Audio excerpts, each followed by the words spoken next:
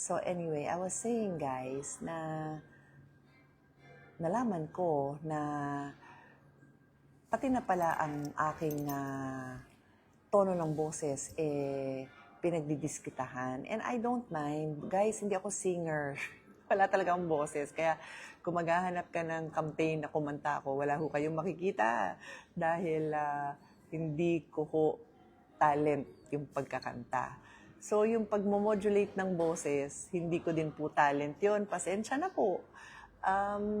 I respect people's crafts, no? Whether ikaw ay artist sa larangan ng music, ikaw ay artist sa larangan ng acting, artist sa larangan ng painting, I respect it. And wala akong karapatan na husgahan kayo sa craft ninyo. Ako naman, isang abogado. So, sanay ako na ang nature ng work ng lawyer is you know the law, and then you will use that law to protect the rights. Pag private practitioner ka, the rights of your client. In my case, as a senator, I make laws, no? And in this case, meron tayong impeachment, so I am doing my best, to the best of my ability, to be an impartial judge and to share my knowledge as a lawyer. So kung hindi nyo nagugustuhan yung pagpapaliwanag ko, karapatan nyo naman po yun. Pero yung hindi nyo lang type yung boses ko, sorry na, kasi yan na ho talaga yung binigay sa akin ng Diyos. Wala ho akong training sa pagmamodulate ng boses. Kung may training man ako, ang training ko ay nasa pag-aabogado. And then as a hobby at nung ako estudyante, ang training ko ay nasa sports. O, ito na, excited na yung guest ko. Sandali. So, ito lang, may nagsasabi daw, arrogant ako. Hindi po ako arrogant. There are times na masungit ako. There are times na impatient ako. Pero yung sabihin mo nyo na nag-share ako ng knowledge ko of the law, hindi po arrogance yun. There was a time na half of the senators were lawyers. So lahat yan, ginagamit nila yung kaalaman nila sa batas. Kasi nga, ano ho ba yung Senate, di ba? We make laws. Basahin niyo po yung Constitution, we make laws. So, kailangan kong gamitin yung pag-aabogado ko. So, there is never any intention on my part na magyabang. Ang goal ko nga po is i-share yung kaalaman ko. Kasi yung natutunan ko sa tatay ko is ipaliwanag mo sa tao ang batas. So, yun po yun. Hindi ko pwedeng i-disregard kung ano yung batas, pero ang job ko is ipaliwanag yung batas. So kung nagkukulang ako doon, by all means, tell me na, Sen, hindi namin maintindihan yung pinagsasabi mo. O di sige, sabihin niyo sa akin, game ako doon, challenge ako doon. You know, I was a new lawyer when my dad invited me to be part of his show, yung Kompanyero y Kompanyera. And nangangapa ako magpaliwanag kasi syempre daddy ko sanay na ako bago pa. So up to now, very willing ho ako. If you notice nga, pag nag-intervene ako, sinasabi ko pa kay presiding officer, sabi ko, okay ba yung tanong ko? Call me out. Sinasabi ko kung ano yung rules na sinasabi kong, dapat hindi tayo ganito, dapat, ano ba yung mga sinabi ko doon? Kung ano yung sinasabi ko na dapat sundin, sabi ko, pati ako, call me out. So, wag niyo kong iisipin na arrogance yun. And if sa tono naman ng boses ko, pasensya na po. Kasi nga, hindi naman ho ako trained na mag-modulate ng boses. Pero hindi ho ako nagyayabang in any way. Last point ko, bago ko tawagin yung bisita ko, kasi ito, excited na siya. Kung ano na nga nabasa sa kakantay sa akin, daldal ko daw. Pero mas madaldal siya, hulaan nyo na kung sino. Ang point ko lang is, hindi pala type yung boses ko, tas sabi, pakulong daw ako dahil hindi type yung boses ko. Ba't nagkaganito na yung mundo natin, di ba? Very clear naman sa batas natin kung ano yung mga kasalanan na dapat may kulong. Pero yung hindi type yung boses, sige, hindi yung ba type yung mukha ko. By the way, guys, kaya ako naka-shades, baka sabihin niyo ang taray ko. Graded po to. Nagkataon na ito yung dala-dala ko. So, yun. Kaya, kasi pag hindi ko sinuot yan, hindi ko na mababasa yung mga names ninyo. But pag nakasalamin ako, I can read. Sabi ni Tess, we support you. Thank you so much, Tess. Tapos sabi ni Justine, kamusta po? And I'm fine, Justine, kamusta ka rin? So I won't be able to read kung wala ang aking salamin. So yan, graded po kasi yan. Eto na, yung bisita kong sobrang excited na mag-join sa atin. Eto na, hulaan nyo. I wanna know kung may hula kayo, kung sino yon. Hulaan nyo. Minsan lang kami magsama in our FB Live. Hi guys, special edition to, especially sa mga walang tulugan because it's 11 o'clock. And dun sa ating mga OFWs na nasa ibang time zone, this is for you, Al. Say hello. So God bless all of you. Are you listening to Ate Pia? Sarap ng interaction nyo at saka namimiss ko yung kwentuhan lang. Oo, Di ba? Parang exactly.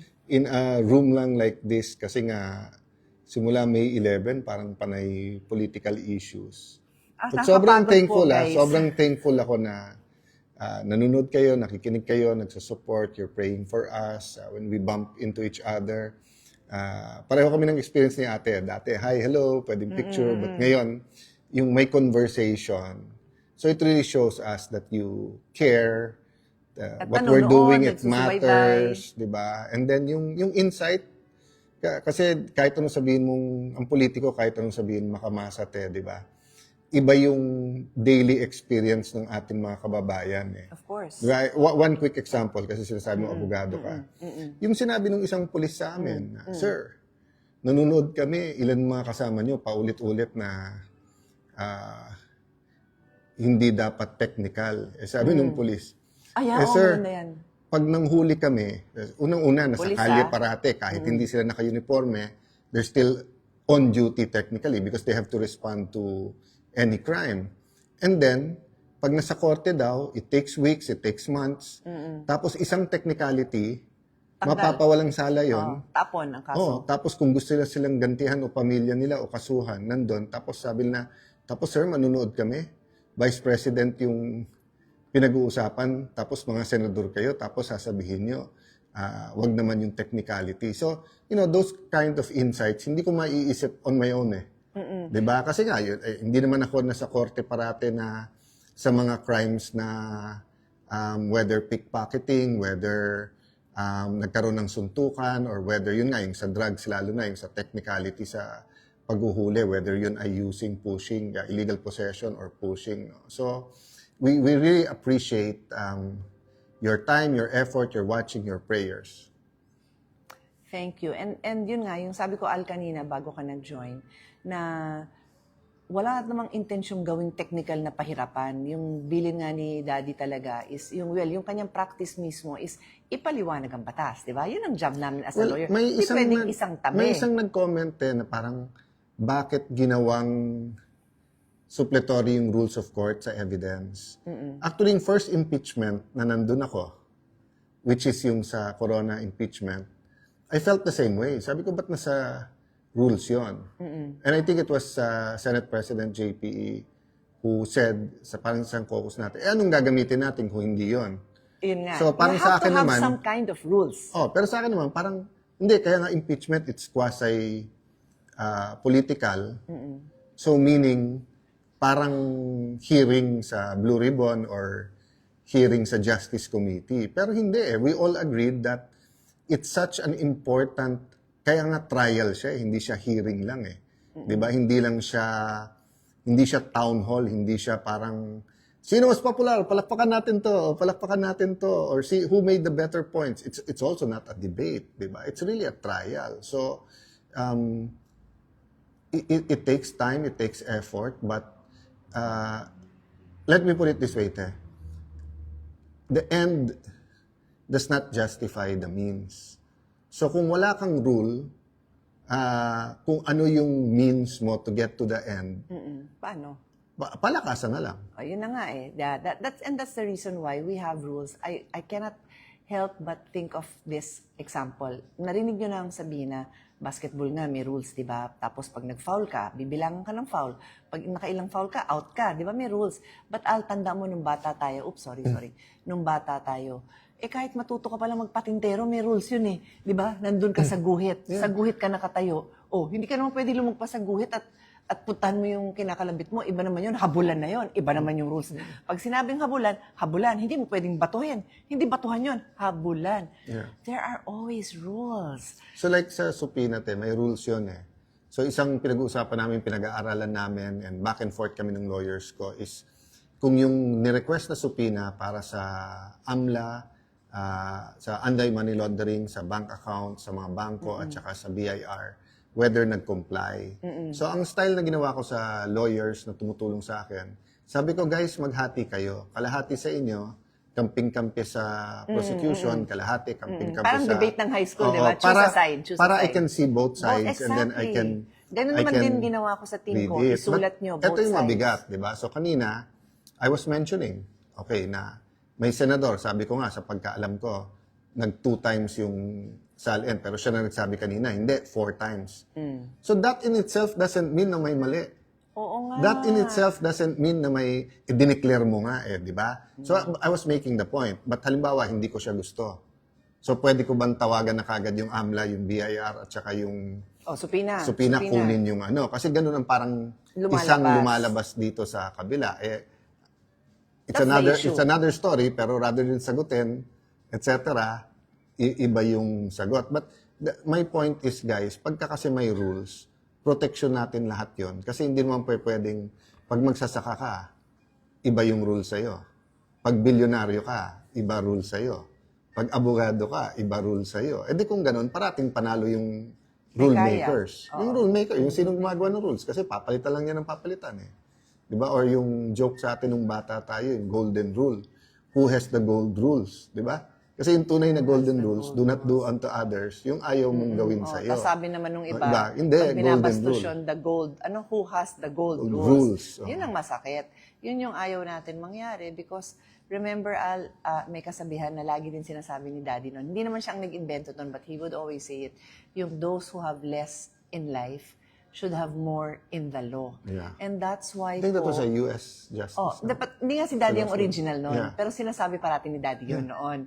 Tama ka, baka US case yan, na kaya ho ako nag-aabalang magpaliwanag ng batas kasi, you know guys, muntik na ako hindi maging lawyer. Actually, hindi muntik. Ito si Alan, bata pa lang yan, gusto na mag-abogado. Kasi I'm almost 5 years older than Alan, okay? So, yung mga friends ko, saan ba rin si Alan? Yung kapatid mo, ang bata-bata lagi may hawak na dictionary kasi nga gusto mag-abogado. Ako, hindi ko gusto mag-abogado. Gusto ko mag-teacher kapareho ng mami ko.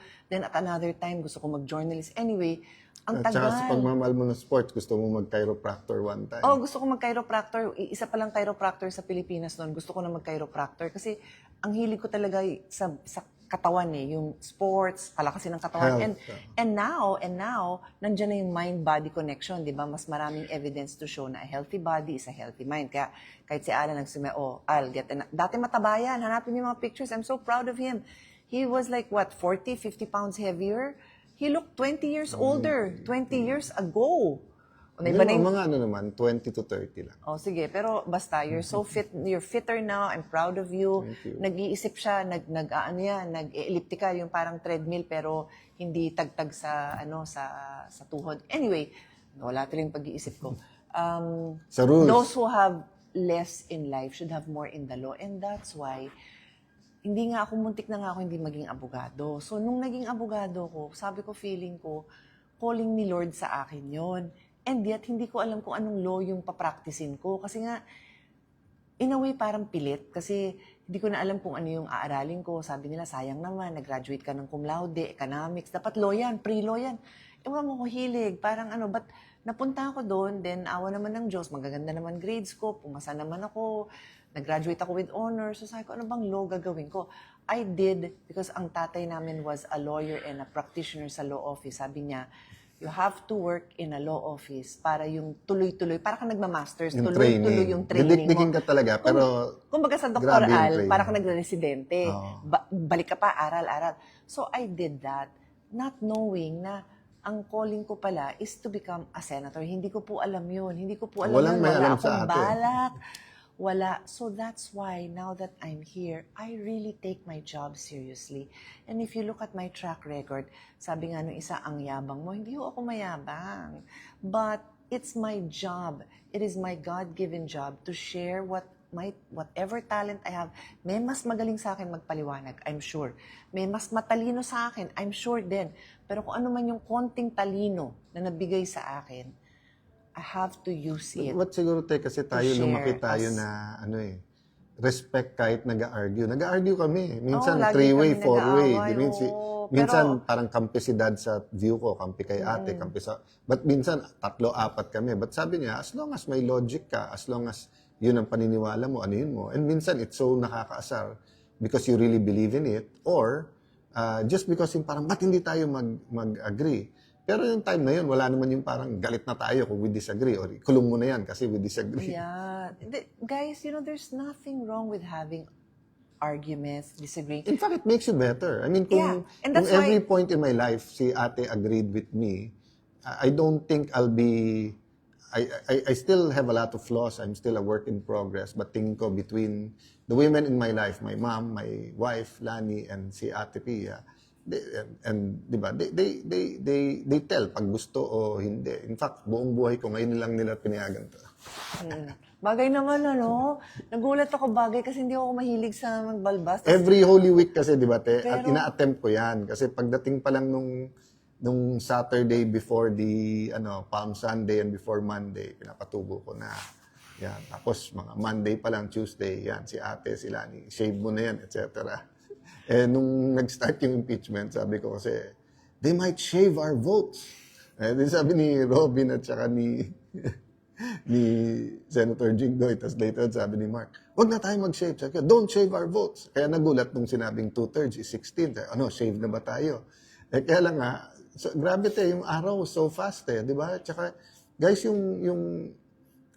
for me, ate makes it look so easy na yun ang belief niya, yun ang but grabe yung aral at saka yung kailangan mong malaman, kailangan mong i-review. Kasi hindi naman namin everyday practice yan di ba? And even if you're in litigation, Nag-aaral pa rin yung mga sa abogado, in evidence and fairness, everything. nag-aaral pa rin yung mga yun. Alam namin, lahat naman nag-aaral.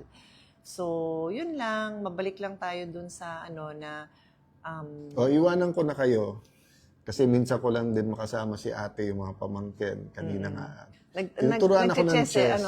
Alam nyo guys, last, sabi ko kay Al, kailan ka ba gumaling mag-chess? Kasi sa pagkakaalam ko, lahat ng sports, mas magaling ako. Ba't ngayon magaling ka na mag-chess? Then nag-start nung pandemic nga. Kasi nga, yung mga bata sa bahay, tapos hindi naman pwedeng hindi ka mag-anak. But still hindi ko maintindihan. Then when si Lucas started attending, yung coach niya, hindi kami nagkatuluyan once, pero ini-encourage ako. So, ang ginawa ko, nagbaon na ako ng chess set sa kotse. So, every time nagla-lunch or dinner, tapos may kasama si Lani na marunong mag-chess, and then, nung nagkagulo na sa Senate, simula May 11, yun, pag may 5-minute break, may 20-minute break. May kasama din ako sa office na magaling na tinatalo niya at natututo. Kailangan tagal tumira. Kaya, doon kami.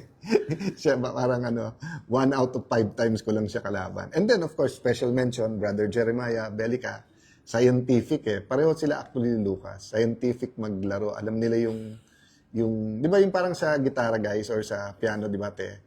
Meron yung sa kapa. Tapos talagang... Yung notes, gano'n. Talagang meron naman yung sa notes na tuto na very, what you call this? Academic, scientific. Kapa ka?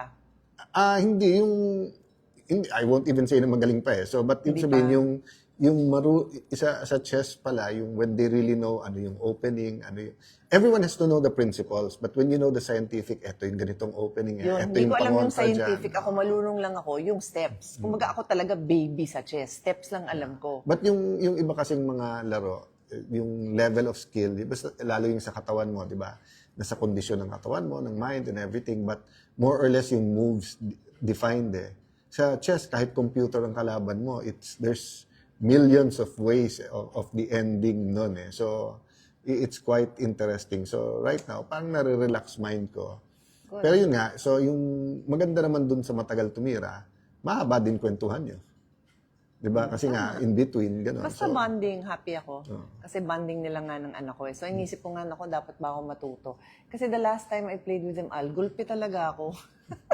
Gulping-gulpe. Okay lang guys, di ako takot matalo, walang problema. Pero parang naawa ko sa kanya na wala na bang challenge sa kanya. No, but nung nag-start ka kasi mag-paddle, sa tapos nung nauso din yung pickleball, yung naka-attract sa akin doon, kasi nga nag-start yung, ako nagkaroon ng yung, meron na yan 15 years ago, pero nakukuha, shout out kay Noy, nakukuha nung naghihilot dun sa ano ko. Okay Tapos naman. ngayon kay Ate Tina din. Ang problema, bumalik, tapos nung nag-basketball ako after the pandemic, halos hindi ako makalakad. But dun sa paddle at badminton, okay. Oh. Having said that, so parang in my heart, parang searching for sports na kahit matanda ka na, Dapat talaga. pwede, di ba? So Oo. like swimming, wala namang age yan, di ba? Tama. Golf, maano kasi sa oras eh. So hindi That's why talaga yung ako golf, matuto. maraming hindi, like yung brother namin, ano yun, junior champion yun, si Ren. Pero ako, every time na tinitake up ko, sumasakit yung likod ko eh. So medyo hindi ko hiyang But yung sabihin, kasi like, alam mo, even tennis, di ba? May age talaga yan. Whether heart mo or knees mo. Basketball din, si dad, love talaga niya yan.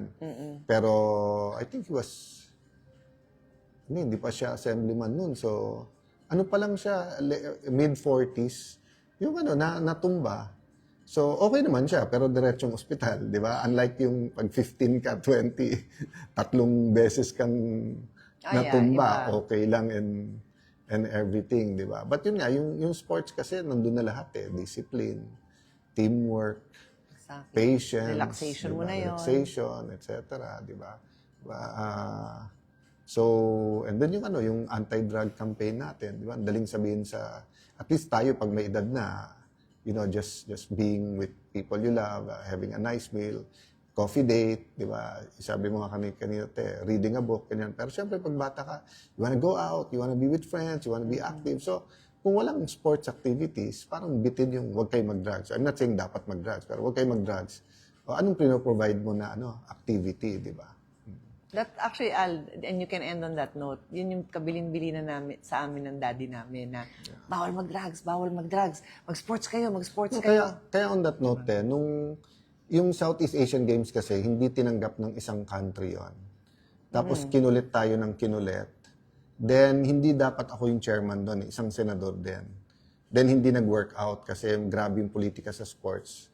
So, nung pinag-iisipan ko kung whether papayag na maging organizing chair, pero tatlo yan kasi yung Philippine Olympic Committee at saka yung Philippine Sports Committee, Sports Commission. May nagsabi sa akin, Sir, parati dyan, walang nagsusurvive dyan na walang kaso, etc., etc. So sabi ko, ba't nyo in-offer sa akin? Kasi sir, kung maganda ang takbo, it can actually launch a great sports program. And the reality is, di ba, since ginunto ang alay, parang naglag and kasi dati yung sports na sa DepEd din, tapos less crowded yung school, so bawat school may basketball court, may track and field. Like sa Taguig dati may mga baseball field. Now we have a world-class one, but dati basta't bakante, may naglalaro dyan. So maraming magagaling sa Taguig sa baseball before, pero nawala yun nung nawalan yung mga lupa. Ganun din sa football, di ba? You have places like Bacolod, Iloilo, na napaka-popular, they have football fields, but yung iba, ngayon na lang na, kasi more basketball nation tayo, but my point is, yung walang talo sa sports eh. So now, I mean, from the time I ran for speaker until now, may issues kayo, but it's worth it, di ba? And actually, si ate ang unang nagtanong sa akin nun, bakit ikaw? Kasi sa lahat namin Kasi sakit sa magkakapatid, ulo. nag-varsity silang lahat, nag-Philippine team, di ba? Tapos ikaw, parati kang nasa gobyerno, di ba? But after that, nayaya ulit, there was another world championship, there was some Asian, etc. Ganyan. But it's very fulfilling. And when you see young people na naayos ang buhay nila because of sports, very fulfilling. Kaya ang dream din namin ni ate, sana yung sports, hindi naman katulad sa US na parang religion na sa iba, pero ibig sabihin sa US, scholarships, high school pa lang, di ba? Yung, yung endorsements, di ba? Yung, talagang sa atin yung endorsements na sa online gaming eh. Doon kumikita yung iba sa endorsements eh. Pero yung ang gagaling ng mga nasa UAP, pero kung hindi rin lang basketball, ngayon at least volleyball din, di ba? Meron na rin. Oo, pero like sa US, whether track yan, whether, basta name the sport, basta it can give honor to the country. Merong merong sponsor, di ba? So, yes, hassle, nakaka-stress minsan, but it's worth it. Wala namang worth dito sa buhay na to na hindi mo dapat ipaglaban muna. Okay, Paalam ka good na. night. O sige, good Night. night. Sige, Malapit na mag-good morning, eh. magkikwento pa ako sa inyo ng konti. Pero si Alan papaalam na. Anyway guys, just to continue on the topic of sports kasi love talaga natin ng sports. Yung nabanggit na rin ni Alan yung sa Southeast Asian Games, di ba? 2019, that's when we hosted it and nag-champion tayo, let's not forget. Doon din napakita yung galing ng napakaraming Pilipino. And kung di ako nagkakamali, Carlos Yulo, I'm not sure kung first Southeast Asian Games niya yon, pero may mga pictures ako, hanapin ko lahat yon. Al, tatawagan kita, huwag ka matulog. Okay. Baka maya pa yan matutulog pero mabuti nang paalala ko na huwag siyang matulog. Naalala ko may pictures ako doon with Carlos Yulo. And then yung kapatid niya, si Eldro, nandun, nag-handstand pa doon. Ewan ko kung ilang taon lang si Eldro noon. It's 7 years ago, so maybe he was 11? Basta, ang bata pa niya. And then, of course, si EJ Obiena was there. I'm not sure kung Olympian na siya noon. Di pa yata. Ang dami nating athletes na di naman yung na-discover kasi magagaling na sila, obviously. Di naman sila maging Southeast Asian Game participant and medalist kung hindi sila magaling. But it really supported their growth in their career kasi for an athlete, kailangan mo ng training and then kailangan mo ng competition. So, it really breaks my heart pagka yung konting nagagawa natin for sports, parang nilalagyan pa ng dungis kasi there's so much more that we need to do in sports and it's a long way to go. Facilities, I'm so proud na ang dami ko hong naitulong sa, baka sabihin nagyayabang na naman ako, kaya hindi naman ako makwento sa mga nagagawa ko, pero nagtatanong yung iba, may nabasa akong news article na very on point na bakit daw grabe tayo makasalubong ng mga nagcha-champion sa atin, di ba, pabongga, pagsalubong, and they deserve it, they deserve that salubong, pero ano ba daw naman ang ginawa natin to support them nung sila ay nagka-training pa lang, nung walang-wala pa sila. And guys, with all humility, that is my passion and my advocacy. Hindi ho ako talent scout. Hindi ko rin ho yun. But because I work with so many coaches and so many national sports associations, aware ako, tapos nagre-request sila sa akin ng support, hanggat kayang ibigay, binibigay po natin. So we've been able to support so many athletes in so many different fields, not just gymnastics, pati ho sa tennis, pati ho sa football, sa volleyball, sa basketball. We were part of those who worked on funding. Di ba sabi niya, insertion yan. Explain ko po how it works. Every agency of government makes a proposal for their budget, okay? Pag-propose nila yun, meron silang priorities, tapos yung iba ma-approve, masasama sa NEP, yun ho yung National Expenditure Program na sinasubmit sa lower house. And then, yung hindi ho pumasa sa mga request nila, i-request ngayon nila sa congressman nila, sa mga senador. When it comes to sports, madalas po talaga akong nilalapitan kasi alam po ng mga marami hong nakakaalam na I have a strong belief in the power of sports in nation building. And by the way, that is in our Constitution, that sports would contribute to nation building. So, hanggat kaya ko, sinusuportahan ko. So, hanggat kaya ko, pinupush ko na magkaroon ng funding itong mga national programs natin to improve the lives of the athletes and to also host events here. Kasi nga, number one, gusto natin ipagyabang yung talent natin, di ba, kung dito tayo mag-host. Number two, ideally, nagdadala din yan ng tourism. So, mahabang kwentuhan talaga tong sports. But if you look at what we spend on sports, it is so small compared to what is spent in other countries na nakakapag-deliver ng mga Olympic champions. Of course, it doesn't mean na hindi tayo mag-iingat sa pera, di ba? Kailangan laging pinag-iingatan yon. Ako, ang job ko lang po dyan as a legislator is to make the proposals, to make the amendments. Pag natanggap yan, very good. O, tapos kung marirelease yan ng DBM, very good. Pero never ko ho nakikita yan. Hindi ho yan dumadaan sa akin. Pinapaliwanag ko lang ang proseso. So, katulad ng flood control, malayo ho, hindi ho ganun. Kasi ito, makikita mo yung programs, makikita mo yung resulta, makikita mo kung nasan yung mga pinatayo. Kung may anomalya somewhere, then of course, dapat investigahan. But I'm just saying na wag ho natin lahatin na lang, na lahat na lang ng project masama. Kasi nakakasama ng loob for all the athletes who work so hard and deserve better programs and better facilities, di ba? Ang importante is yung in charge na ma-ensure na ma-implement yung program na yan, na mapunta talaga sa athlete, na mapunta talaga dun sa mga sports infra, magawa naman din ng maayos. So, yun naman ho yung importante. Ay, nako. Anyway. So, for those just tuning in, I think it's time na